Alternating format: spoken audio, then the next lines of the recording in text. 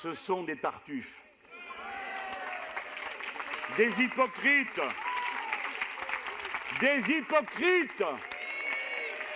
Ils défendent les droits de l'homme, mais quand M. Sarkozy a été rencontrer le roi Salman là-bas, le roi d'Arabie Saoudite au Maroc, il lui a dit « Dites, monsieur, les droits de l'homme, vous allez arrêter de fouetter à mort ce type qui a écrit un blog qui ne vous plaisait pas ?» Non, il n'a pas demandé. D'ailleurs, personne ne lui a demandé à lui s'il l'avait demandé. Et quand M.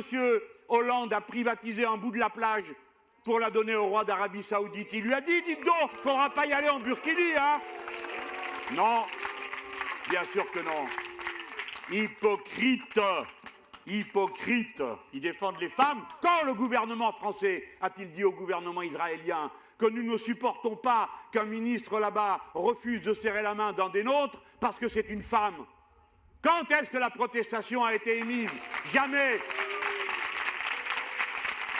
Vous défendez les droits des femmes qui, par leur déguisement, ne doivent pas être humiliées. Oui, oui, c'est vrai.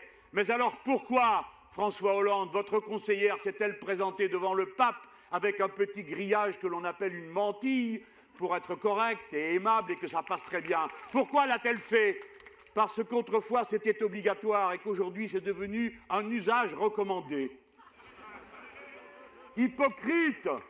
Vous prétendez mettre l'État à distance de la religion, mais tous les deux, Sarkozy et Hollande, vous avez accepté d'être chanoine de Latran, c'est-à-dire curé d'honneur du pape, au nom de la République française. Hypocrite! Vous êtes là à vouloir séparer les religions de l'État, mais est-ce que vous n'avez pas signé les traités européens et notamment la Déclaration des droits fondamentaux à l'Europe qui affirme que la pratique du rite en public est une liberté fondamentale? Vous l'avez signé, et pourquoi alors est-ce que cette liberté fondamentale, ça ne marcherait que pour votre religion? Ah oui, hypocrite! Hypocrite!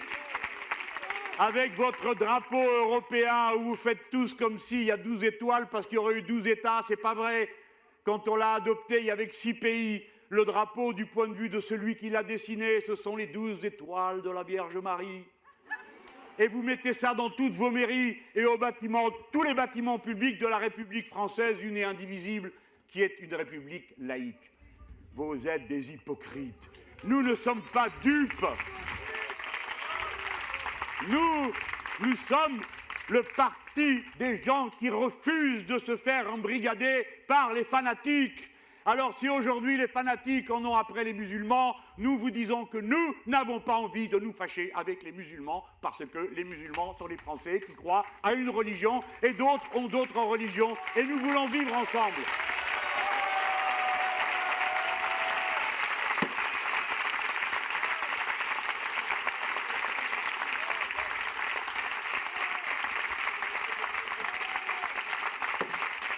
Hypocrite!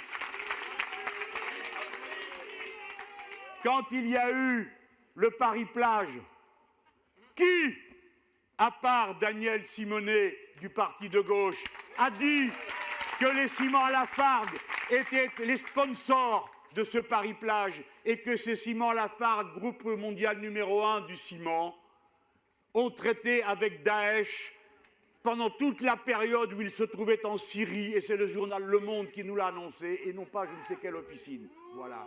Voilà la honte. Hypocrite.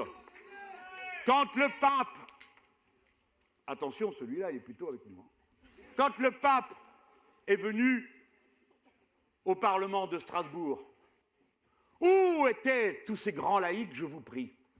Comment se fait-il que j'ai été le seul parlementaire français à dire au pape « Vous êtes le bienvenu à la cathédrale de Strasbourg et les Français sont contents de vous voir, et notamment vos fidèles. Mais vous n'avez rien à faire dans une enceinte parlementaire car ce n'est pas le lieu d'un prêche. » Je l'ai dit